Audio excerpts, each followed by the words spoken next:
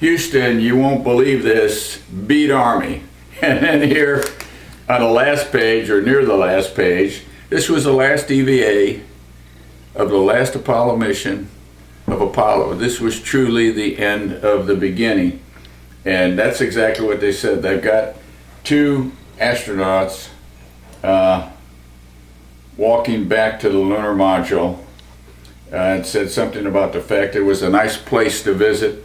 And a comment down here, the end of the beginning, which was my classic comment. Now, a lot of people asked me what I was going to say. A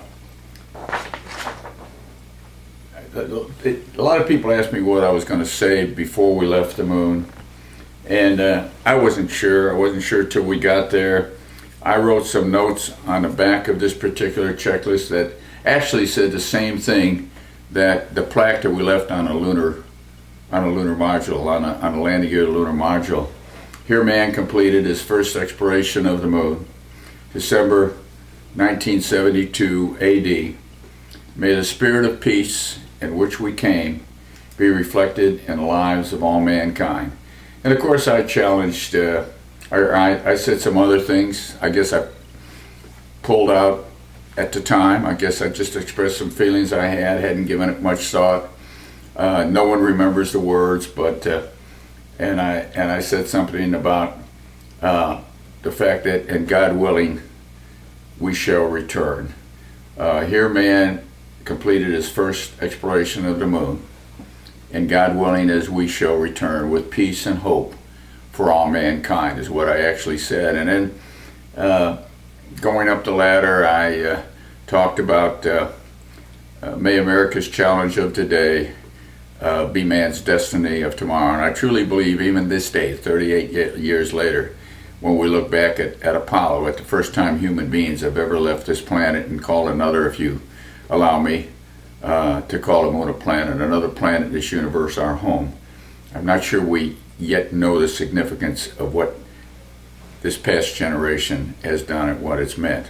One of the other things I did just before I left the moon on that third EVA, was to locate the lunar rover, so that the only two things that were really controlled on a lunar module automatically by the ground was the antenna, which they could point to the Earth all the time, and then the television camera, which we didn't want to have to mess with.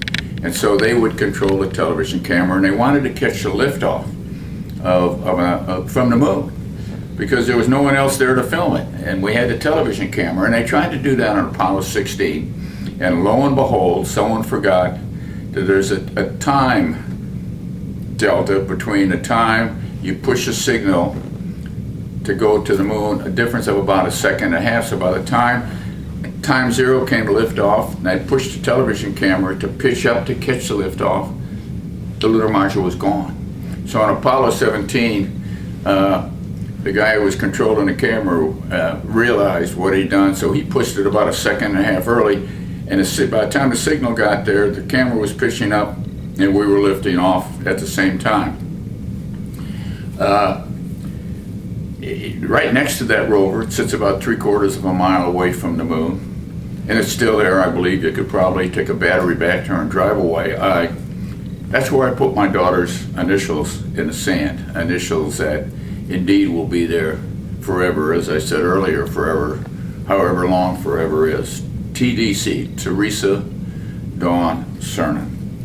And I think that thrills her children, my grandchildren, as much as anything else, as much as me having gone. Let me just say one thing. The final EVA, mankind's final steps on the moon, for some time to come. I quite honestly never believed it would be this long. I really thought after I came back after Apollo 17, it was not the end. It truly was the beginning. We not only go back to the moon, in the next decade we'd be on our way to Mars by the turn of the century. Well, I still believe we're going.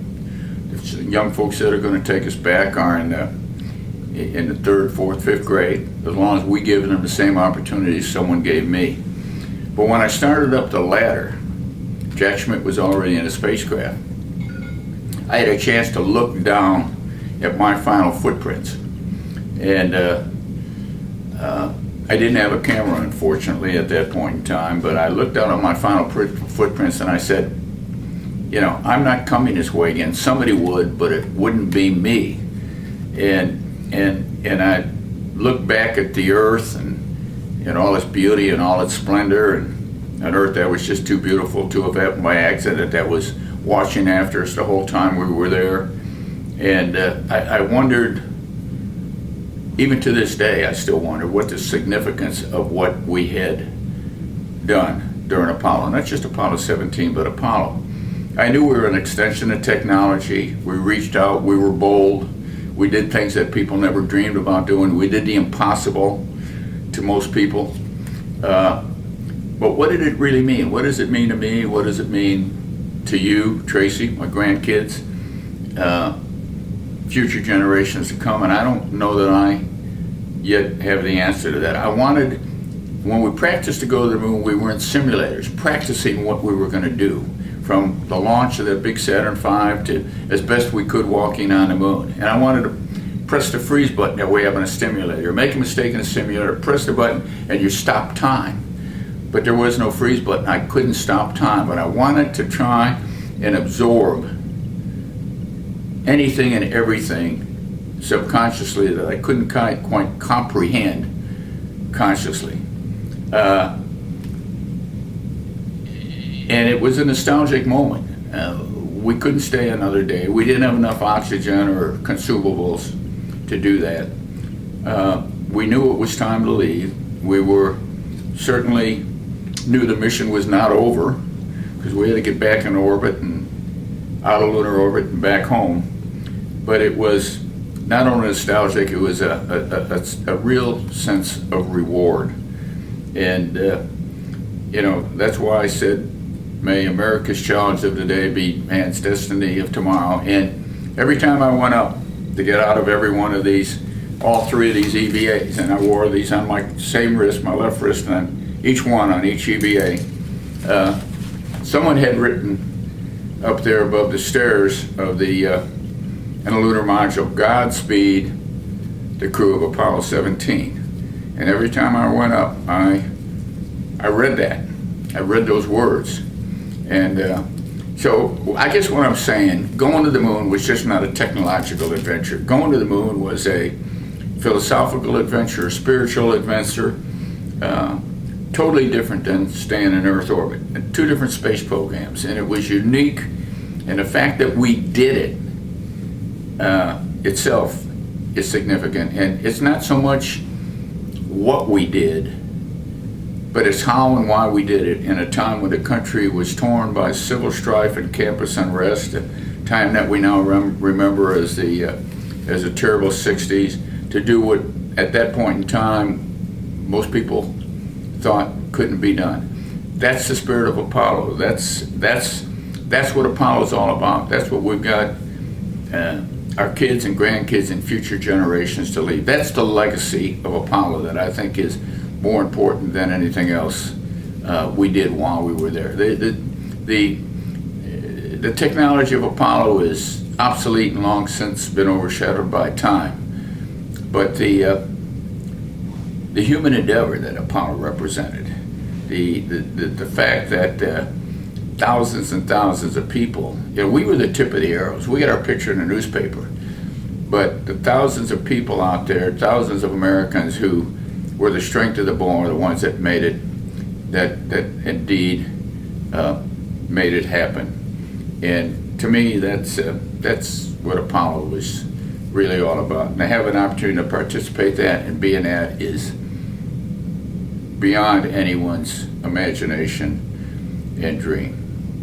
And so, with that, these also are some of the very special personal items. These three checklists.